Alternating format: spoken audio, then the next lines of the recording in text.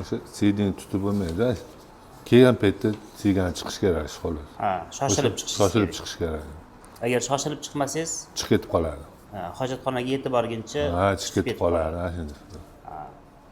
hojatxonaga borib hojat qilishni boshlaganingizda napor yaxshimi siyishda? Yaxshi emasmi? Mana bunday qilib jabani egamasi mana yoqqa tushadi. Napor pastda. Kechasi hojatxonaga 5-6 marta chiqasiz. Necha martagacha chiqasiz eng ko'p kechasi?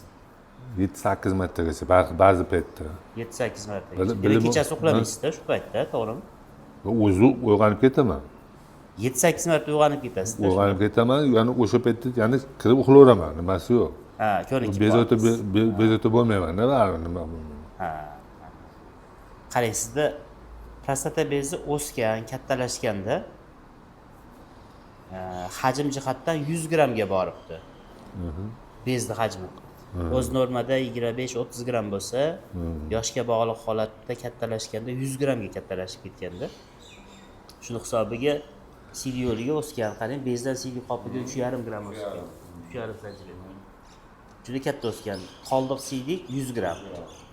Qovug'idagi siydikni 40% ni siya olmayapsiz-da. 40% CD qolib ketdi. Ha. 3dan biridan ham ko'proq, ozgina bunaqa. Endi qarang, bitta hamma narsasi qarang. Siyganda CDni bosimi yo'qligi birinchi bo'lib operatsiyaga показание. Ikkinchisi bo'lib siyib bo'lgandan keyin qovuqda qoldiq siydikni ko'p qolishi ikkinchi показание. Kechasi 7-8 martagacha hojatxonaga chiqishingiz bu uchinchi показание. Keyin mana aynan mana shunaqangi bezlar borda, mana dori bilan davolasa bo'lmaydimi deydi-da.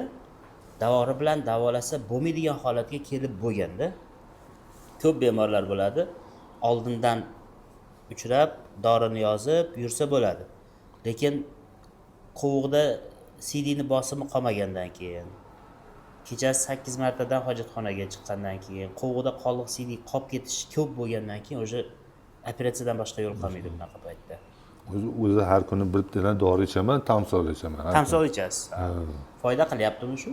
O'sha foyda qilib bo'lmasa, Вообще umuman siyolmaysiz o'sha dorini ichmasiz. Shuna bo'lsa kerak, o'shana. Qarang, shu dorini bir marta siya olmay qolgan paytim ham bo'lgan. Kateter Ha? Bir marta bo'lgan. O'sha yo'lda Farg'onadan kelayotganimda yo'lda bo'lib qolgan o'zi ham. Keyin siygim kelaveradi, tushaman, siya olmayman. Oxirida aynan kateter qo'yib, anaqa nima ishlanka qilib qo'ydi. Ha, bunaqa holatda bezni olib tashlash birinchi variant. Boshqa varianti qarang, 3 ta asoratni ichiga kirib ketyapti-da, qoldiq siydik qolyapti, qovuq oxirigacha bo'shamaydi endi. Qovuq bo'shash uchun unga kuch kerak. Qovuqda oxirigacha kuchi bosadigan, kuch borgan sari kamayib boryapti bez o'sganida. Kechasi 8 martagacha chiqish bu eng katta belgilaridan yana. Yana IPSS degan so'rovnoma bor, uni to'ldirsa, o'zi necha ball yig'ishingizga qarab turib operatsiya qilish qilmaslik ko'rsatadi. Keyin sizda ikkinchi masala, qolgan hamma analizlaringiz yaxshi kelgan, hech qanaqangi muammosi yo'q. Bir dona mana bu PSA degan tekshiruvimiz bor-ku.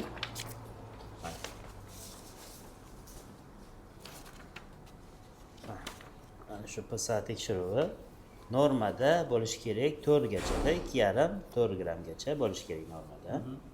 Bu yoqda 5/5 chiqyapti-da. Nisbatan katta.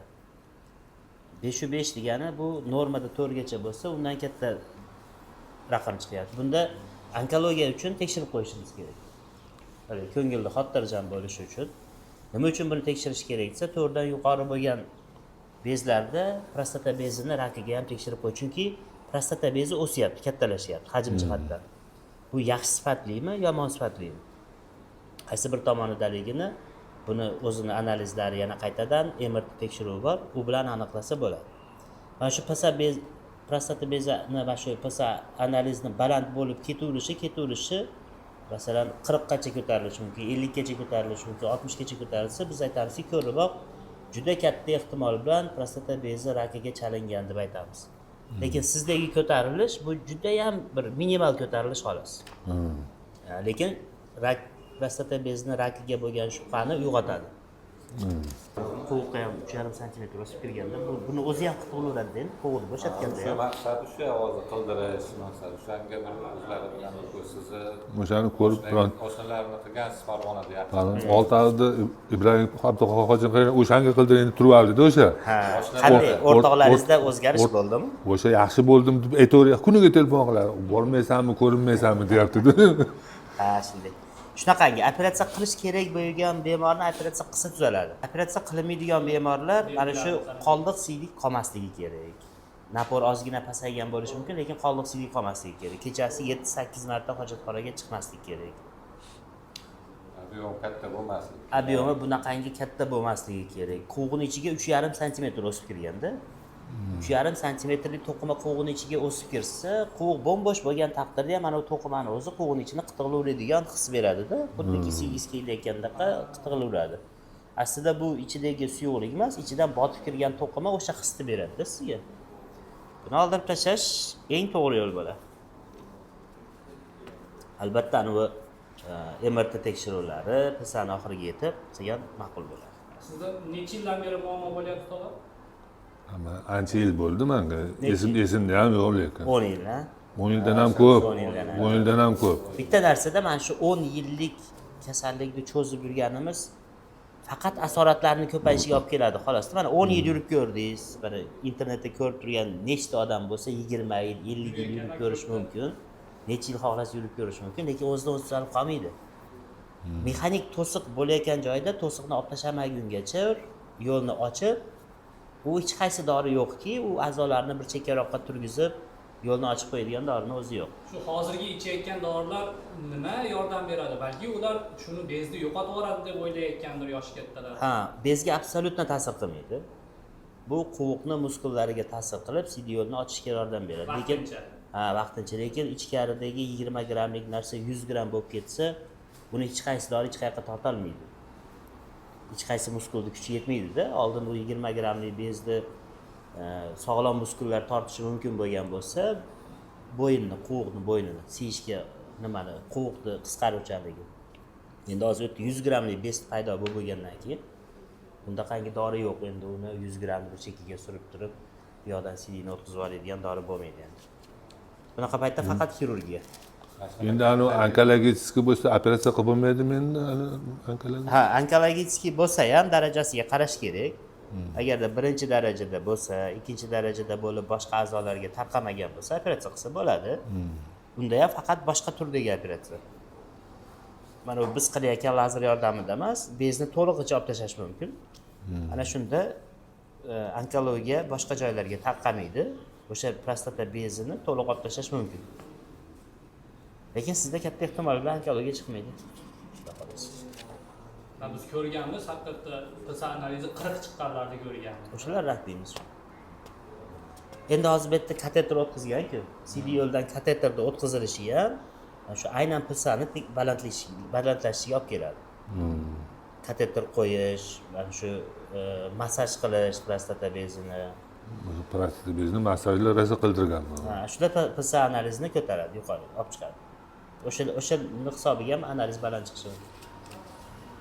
Operatsiyadan keyingi qanaqadir asorat bo'lishi yoki Bitta mana operatsiya qilsa nima asorat bo'ladi, operatsiya qilmasa nima asorat bo'ladi?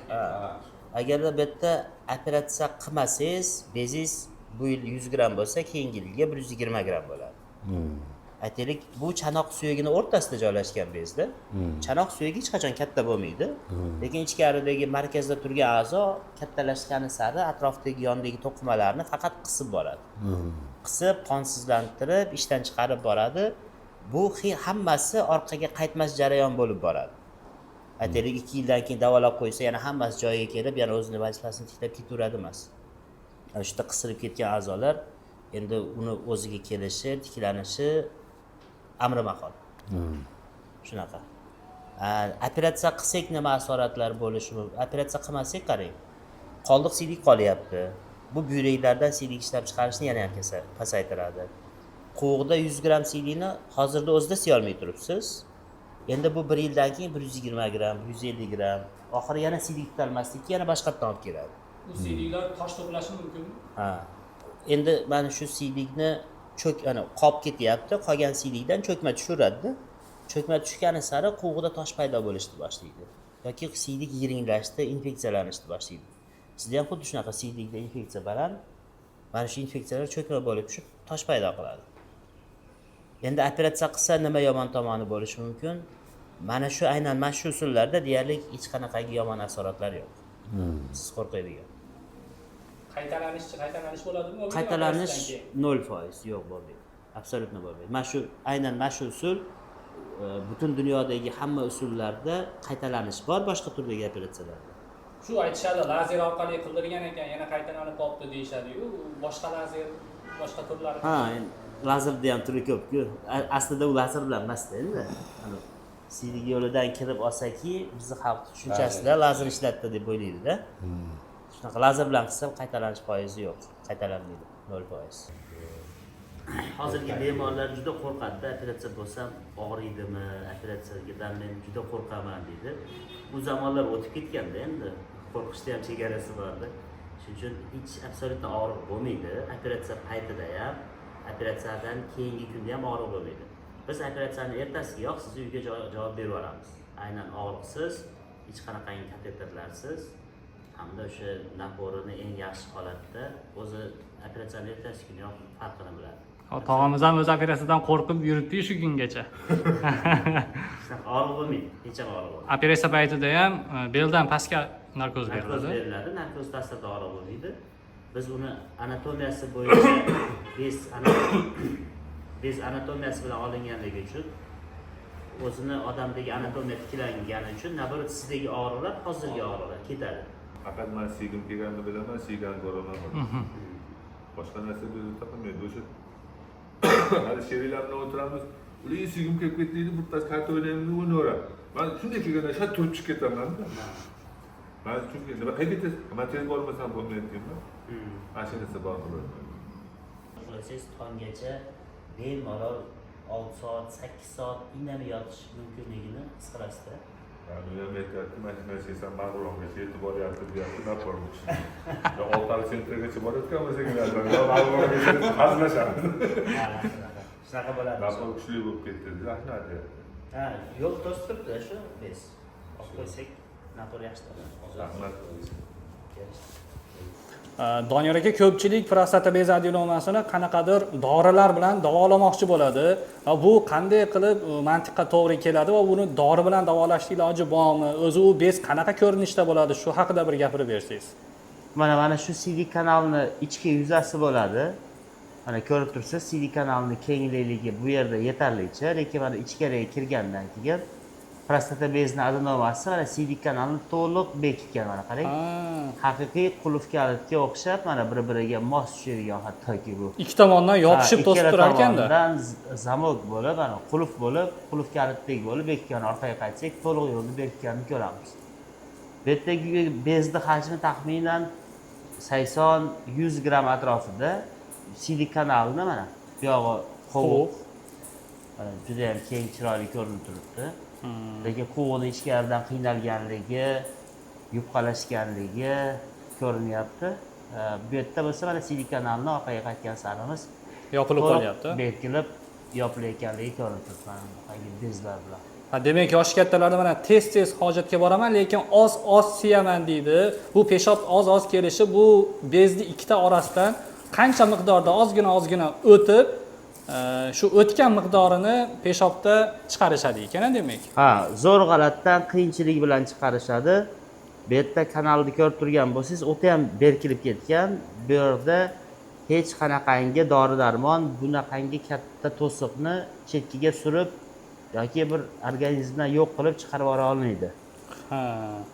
Shuning uchun bunaqangi bemorlarda faqatgina bu bezlar ko'rib turibsiz, juda ham qattiq zichlashgan to'qimaligi uchun buni olib davolamasdan boshqachasiga imkoniyati yo'q hech qanday. Hozir quvuq ichida ham qanaqadir o'zgarishlar bo'lgan dedingiz. Bu uzoq vaqt davomida shu kasallikka e'tibor bermasdan yurishning oqibatida bo'lganmi? Ha, xuddi shunaqa. Quvuqdagi o'zgarishlar quvuqni qiynalganligini ko'rsatadi. Nagruska bo'ldi. Ha, ma'lum bir vaqt mobaynida quvuq o'ta ham qiyinchiliklar bilan juda ham zo'rg'alatib anaqa quvg'ini bo'shatib kelganda bunaqa holatlarda borib quvuq qisqarmaslik holatlariga kelish ehtimoli juda katta bo'ladi va to'satdan o'tkir siydik tutilishi yuz beradi. Ha.